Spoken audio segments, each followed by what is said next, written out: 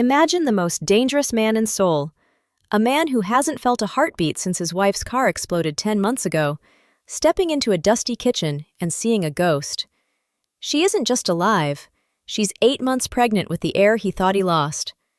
I'm at Lizzie Mafia Romance Stories, and today we aren't just telling a story, we're watching a king realize his crown is worthless without the woman he left in the ashes. If you live for high-stakes betrayal and protectors who will burn the world for their family, you're in the right place.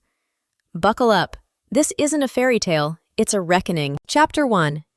The rain didn't just fall in Incheon, it bruised the pavement.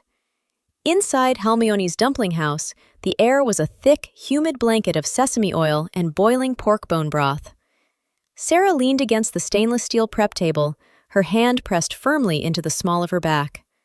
The ache was constant now, a dull, rhythmic throbbing that reminded her she was 32 weeks into a journey she'd started in a burning car. She reached for the wooden serving tray resting on the counter. It was stained from years of use, the grain darkened by spilled soy sauce. On it sat a white ceramic teapot with a hairline fracture near the spout and 2 small, handleless cups. Her mahogany skin looked pale under the flickering fluorescent light as she adjusted her grip. The bell above the heavy oak door gave a sharp, metallic ring. "Find a seat anywhere," Serah called out, her voice raspy from a day of shouting orders. She didn't look up until she pushed through the swinging plywood door into the dining area. The world stopped. A man stood by the entrance, his presence sucking the oxygen out of the cramped room. He wore a charcoal wool coat that looked like it cost more than the entire street. Rainwater dripped from the hem, pooling on the cracked linoleum. But it was the ink that anchored her. Black dragons and swirling smoke climbed his neck, disappearing under the sharp line of his jaw. Seoul. His dark eyes, usually as unreadable as obsidian, were wide. His chest heaved beneath the tailored suit. He looked at her face, then his gaze dropped, landing on the massive, rounded curve of her stomach beneath her flour-dusted apron. The wooden tray slipped. The ceramic teapot hit the floor with a jagged, hollow crack. Hot tea splattered across Serah's canvas sneakers, the heat stinging her skin through the fabric. White shards of the broken pot skittered across the floor, some coming to rest against the legs of a nearby stool. Serah. The name was a ghost's breath. Seoul stepped forward. The heel of his leather shoe found a piece of the broken ceramic, grinding it into the linoleum with a sickening crunch. He stopped just inches away, the scent of expensive cologne and rain-damp wool clashing with the smell of dumplings. He reached out, his tattooed hand trembling as it hovered over the swell of her belly. "You're alive," he rasped. "And you've been hiding this from me?" Serah opened her mouth to speak, but the words died as the roar of the rain was suddenly drowned out by the heavy, synchronized thud of a dozen car doors slamming shut outside, followed by the sight of his personal guards flooding the small shop to block every exit. Chapter 2. The interior of the Genesis G90 was a silent, leather-scented tomb. Serah sat in the back, her fingers laced tightly over her stomach. Seoul sat beside her, his body rigid. He hadn't touched her since the diner, but his gaze hadn't left her profile. "The seat has a heater," Seoul said, his English stiff and formal. "Use it. You're shivering." "I'm not cold, Seoul. I'm terrified," Serah replied, her voice steady despite the tremor in her hands. She looked out the tinted window as the neon lights of Seoul blurred past. "You shouldn't have brought me back. It's not safe for her." "Her?" Seoul's jaw tightened. A muscle jumped in his cheek. "It's a girl," Serah said, finally looking at him. The silence that followed was heavy. Seoul turned his head away, staring at the partition separating them from the driver. He didn't say another word until the car pulled into the underground garage of a glass and steel skyscraper in Gangnam. The elevator ride was ear-poppingly fast. When the doors opened, they stepped directly into a penthouse that felt more like a museum than a home. The floors were polished white marble. Seoul led her to a sprawling bedroom at the end of a long hallway. "You'll stay here. My private doctor is on his way. You won't leave this floor without me." He stepped out and closed the heavy mahogany door. Serah heard the distinct electronic click of a deadbolt engaging from the outside. She was a prisoner again, just with better thread count sheets. She walked to the large vanity mirror to pull the bun out of her hair, but as her hand reached for the glass, she caught the faint, rhythmic flicker of a tiny red light hidden deep within a pin-sized hole in the ornate silver frame. Chapter 3. Serah didn't sleep. She sat in the armchair by the window, watching the sunrise bleed over the city. When the door finally clicked open at 8 a.m., it wasn't a maid. It was Seoul. He carried a silver tray with a bowl of porridge and a glass of water. He set the tray on the nightstand and pulled a chair across the marble floor, the legs making a sharp, grating sound. "Who helped you, Serah?" he asked. No greeting, no softness, just the business of betrayal. The car was rigged with a professional-grade C4. Nobody survives that without a plan. Serah looked at the porridge. "I didn't have a plan, Seoul. I had a miracle. I fell out of the door before the spark hit the tank. I crawled into the drainage ditch while your family stood on the bridge and watched the flames." "Which family?" Serah looked him dead in the eye. "The one you trust the most. The one with the jade-topped cane." Seoul's hand, resting on his knee, went still. His knuckles turned white. Elder Park, his uncle, the man who had raised him in the syndicate after his own father's death. "He told me you were too much of a distraction," Serah whispered, her voice thick with the memory of the explosion's heat. "He said a boss doesn't need a heart. He needs a legacy. He didn't know the legacy was already growing inside me." Seoul stood up so quickly the chair nearly toppled. He paced the room, his black suit jacket fluttering. He stopped at the window, his reflection ghostly against the glass. He realized then that the real snake was sleeping in his own nest. Just as he reached for his phone to call his lieutenant, the device buzzed in his palm with an incoming text from his uncle. "I hear the ghost has returned. Bring her to dinner tonight, Seoul, or I will come fetch her myself." Chapter 4. The golden cage routine was suffocating. By the third day, Serah was pacing the length of the penthouse, her swollen ankles aching. Seoul was gone for hours at a time, leaving only 4 silent guards outside her door. A young maid named Min-ah entered to change the linens. She was small, with nervous eyes that darted toward the hidden camera in the mirror. Serah watched her carefully. "Min-ah," Serah whispered, as the girl tucked the corners of the silk duvet. The girl jumped. "Yes, madame?" "I need a favor." Serah reached into the pocket of her oversized sweater and pulled out a small, folded piece of paper. She'd used a charcoal eyeliner pencil to scrawl a message. "Send this to the U.S. Embassy. Just the address, please." Minna looked at the paper, then at the door. Her hands shook as she tucked the note into her sleeve. She finished the bed in record time and hurried out. Serah felt a surge of hope, a false high that made her chest feel light for the first time in months. If she could get the embassy involved, Seoul's syndicate wouldn't be able to touch her without a diplomatic nightmare. An hour later, Seoul returned. He didn't look at Serah.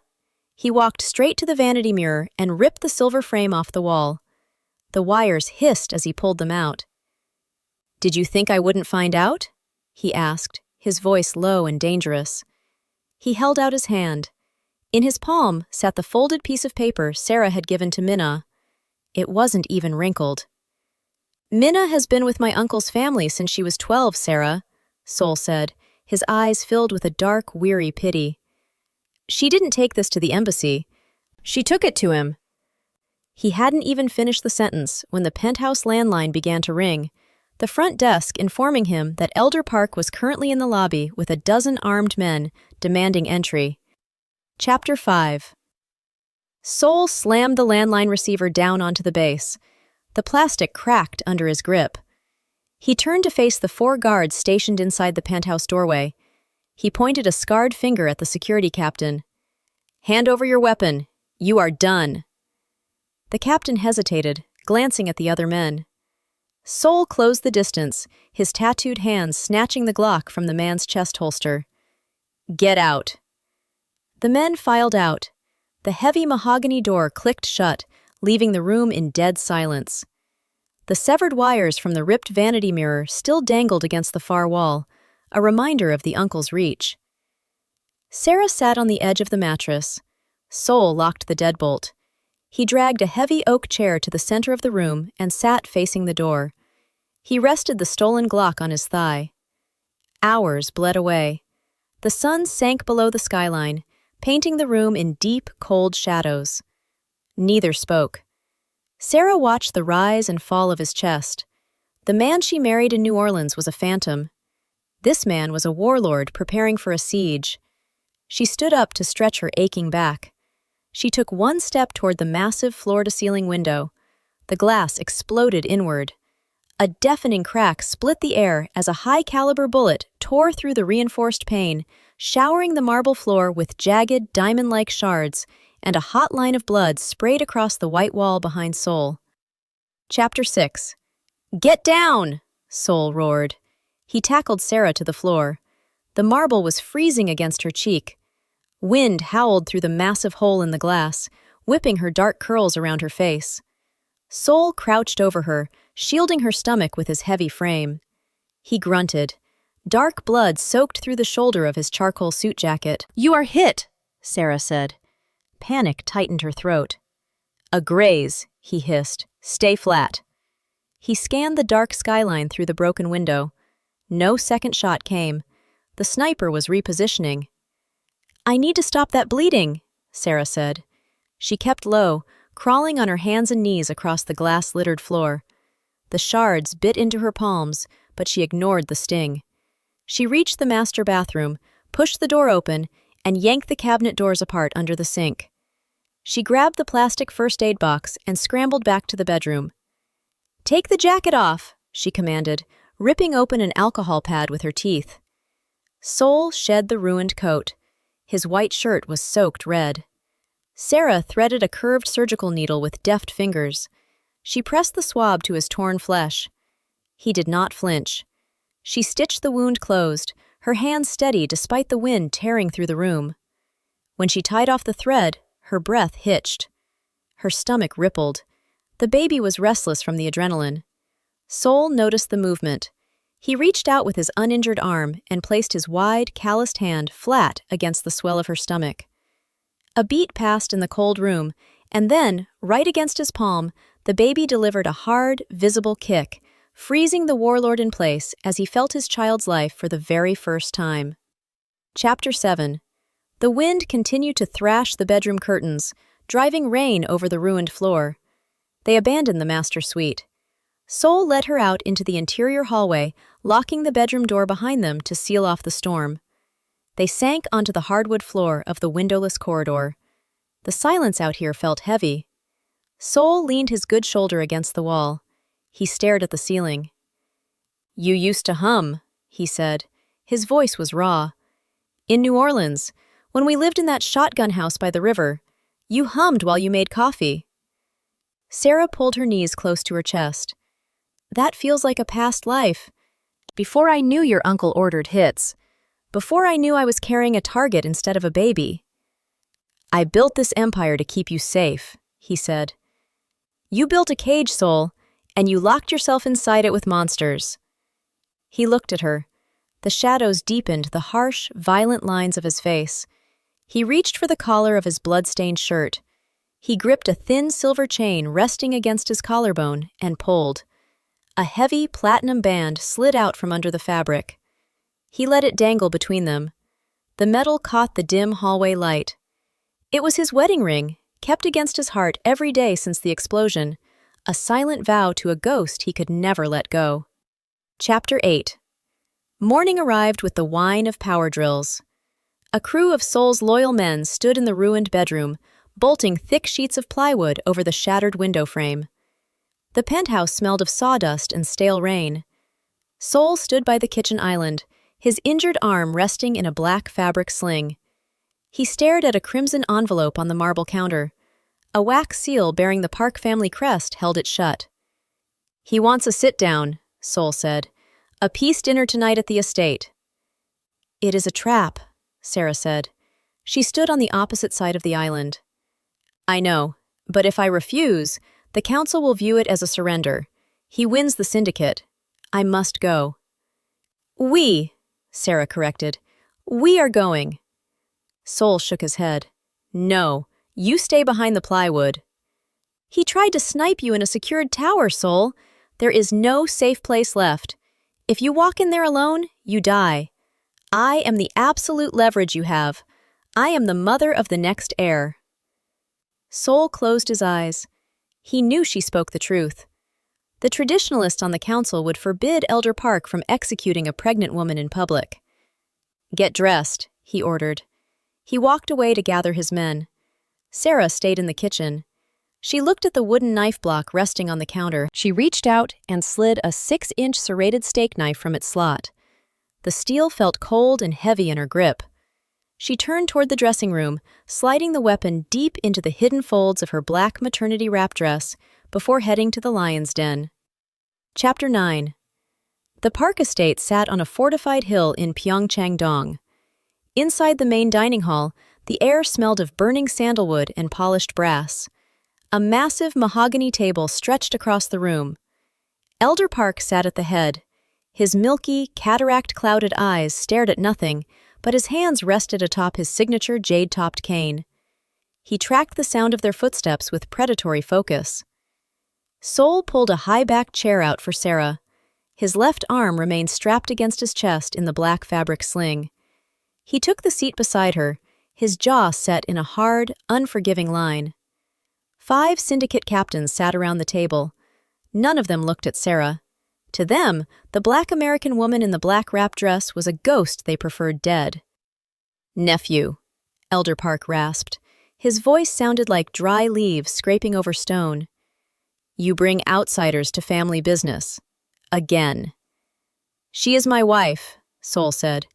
He reached for a crystal glass of red wine with his good hand. And she carries the next heir. That makes her the bloodline. Elder Park tapped the jade cane against the hardwood floor. The sound echoed in the cavernous room. A diluted bloodline. A street stray wrapping herself in our silk. I built this empire on purity, Seoul. I will not let a foreigner breed weakness into my life's work. Seoul's grip on the crystal glass tightened. The muscles in his neck strained against his collar. Say another word about her, Seoul whispered. The threat hung in the thick air. Elder Park smiled, revealing yellowed teeth. She is a disease. The crystal glass in Seoul's hand shattered.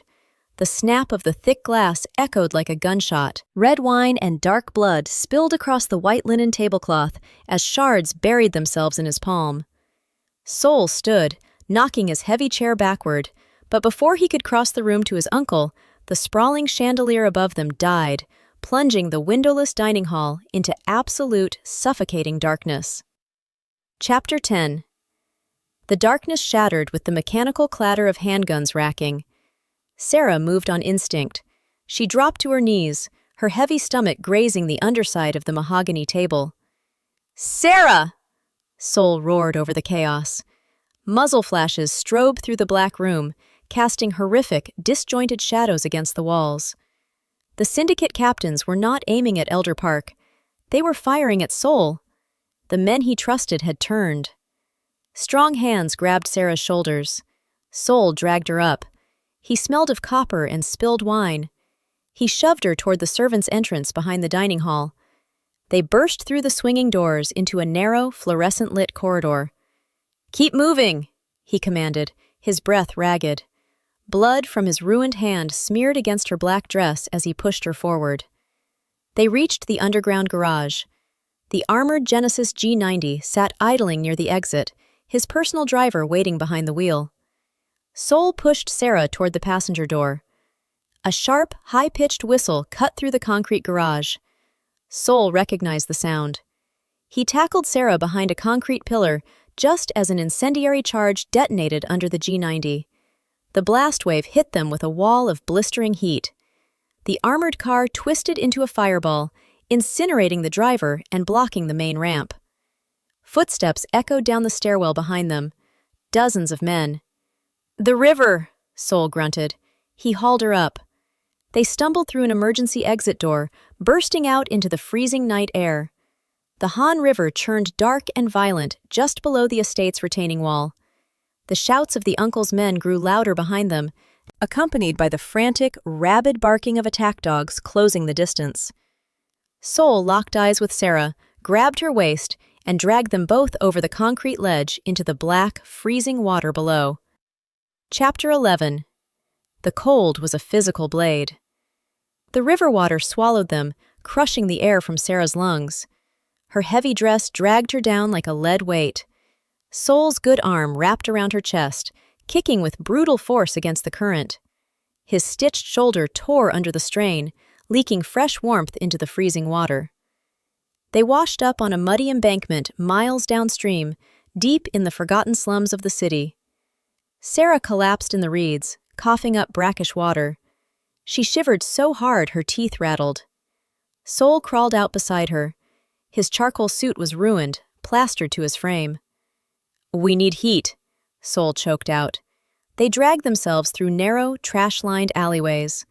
Tin roofs leaked rainwater over their heads. They found a damp, abandoned basement under a collapsed noodle shop. The air smelled of mildew and wet earth. A rusted pipe dripped water into a corner puddle. Seoul left her propped against a concrete wall.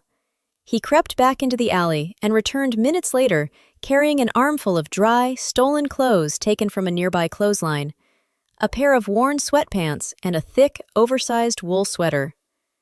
"Change," he ordered, his teeth chattering. He turned his back. Serah fought the wet, clinging fabric of her wrap dress, as the stolen wool sweater beneath her, and the terrifying reality of a warlord acting as a midwife. "Breathe," Seoul pleaded. He knelt between her legs, his hands stained with river mud and his own blood. He had stripped off his wet shirt, wrapping it around his forearm to brace her leg. "I can't!" Serah screamed. The echo bounced off the damp basement walls. She dug her fingernails into his bare, tattooed shoulder. The pain was an ocean, pulling her under. Hours dissolved into an agonizing blur of blood, sweat, and screaming. Seoul's face was a mask of pure terror. He watched the woman he loved tear herself apart on a filthy floor. "One more," he begged, his voice cracking. "Give me one more, Serah." She threw her head back. She put every ounce of her remaining life into a final, earth-shattering push. Seoul caught the small, slippery body. Serah collapsed against the concrete, her chest heaving. She waited for the sound.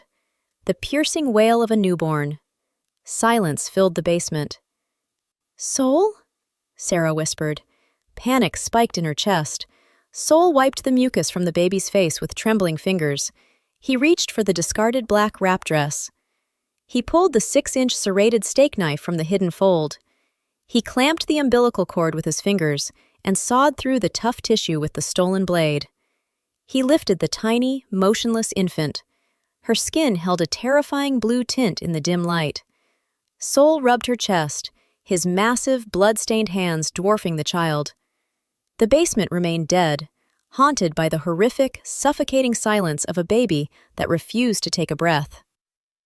Chapter 13. The basement was a tomb. Seoul held the limp, blue-tinted weight of the infant in his scarred palms.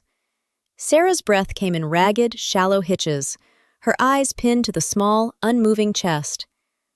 "Seoul," she choked out. It wasn't a question, it was a plea. Seoul didn't answer. He flipped the baby over his forearm, tilting her head toward the damp concrete floor. He used 2 fingers to deliver a sharp, rhythmic pat between her shoulder blades. 1, 2, 3. Nothing. He turned her back over. He lowered his head, his tattooed jaw brushing against her velvet-soft cheek. He placed his mouth over her tiny nose and lips, puffing a microscopic breath of air into her lungs. He felt the resistance of her ribcage. He did it again. On the 3rd breath, a wet, rattling cough erupted from the child. A thin spray of fluid hit Seoul's cheek. Then came the sound, a high-pitched, indignant wail that tore through the mildewed silence of the slums. Serah collapsed against the wall, her sob lost in the baby's cry. Seoul wrapped the girl in the dry, stolen wool sweater he'd brought earlier. He crawled to Serah's side, tucking the bundle into the crook of her arm. "She has your eyes," Seoul whispered. He wiped a smudge of soot from the baby's forehead. "We'll call her Rose, after your mother." Serah pressed her face into the wool. For a moment, the war outside didn't exist. The cold didn't matter, but the peace lasted only as long as it took for Seoul to look at the small, battery-powered television sitting on a crate in the corner of the basement. The screen flickered with a news broadcast. A photo of Seoul filled the frame, draped in a black ribbon. The headline underneath read, "Syndicate head declared dead in a state exploration. Uncle steps in as regent." Chapter 14. 4 days passed in the shadows. They lived on bottled water and protein bars Seoul scavenged from a nearby convenience store at 3 in the morning. Serah's body ached with every movement, her recovery slowed by the damp air and the lack of a real bed. Seoul spent the hours staring at the basement door, the Glock resting on his lap. He had discarded his suit for a grease-stained hoodie and work pants. He looked like any other laborer in the slums, save for the dragon ink creeping up his neck. "We can't stay here," Serah said. She sat on a pile of old newspapers nursing Rose. "The dampness will get into her lungs. She needs a doctor, Seoul." "If we move, we leave a trail," Seoul replied. "My uncle has eyes on every hospital and pharmacy in the city. To the world, I am a corpse. That is our only advantage." "You aren't a corpse, you're a father," she countered. "Is this the life you want for her? Hiding in a hole like a rat while that monster wears your ring?" Seoul stood up. He walked to the rusted pipe in the corner and splashed cold water over his face. He caught his reflection in a shard of broken mirror propped against the bricks. He saw a man who had lost his kingdom but found his soul. He reached for the door handle, intent on scouting a new location, but the sound of a heavy engine idling in the alley stopped him. A black sedan with tinted windows rolled to a stop directly above their vent. The basement door creaked. Seoul leveled the Glock at the stairs, his finger tightening on the trigger as a shadow lengthened across the floor, and Ji-hoon, his supposedly dead lieutenant, stepped into the light. Chapter 15. Seoul didn't lower the gun. Ji-hoon stood at the bottom of the stairs, his hands raised. His face was bruised, a jagged cut bisecting his left eyebrow. "I tracked the G-90's secondary GPS before it blew," Ji-hoon said. His voice was a low rumble. "The uncle thinks I'm still clearing the debris at the riverbank." "Why didn't you turn me in?" Seoul asked. "He would have made you a captain." "I am a soldier, not a butcher," Ji-hoon replied. He reached into his inner pocket slowly. He pulled out a thick envelope and tossed it onto the floor between them. "Passports. For the woman and the child. There is a cargo ship leaving Incheon harbor at midnight. It's headed for San Francisco." Serah looked at the envelope, then at Seoul. This was the exit she had prayed for in the kitchen in Incheon. "And me?" Seoul asked.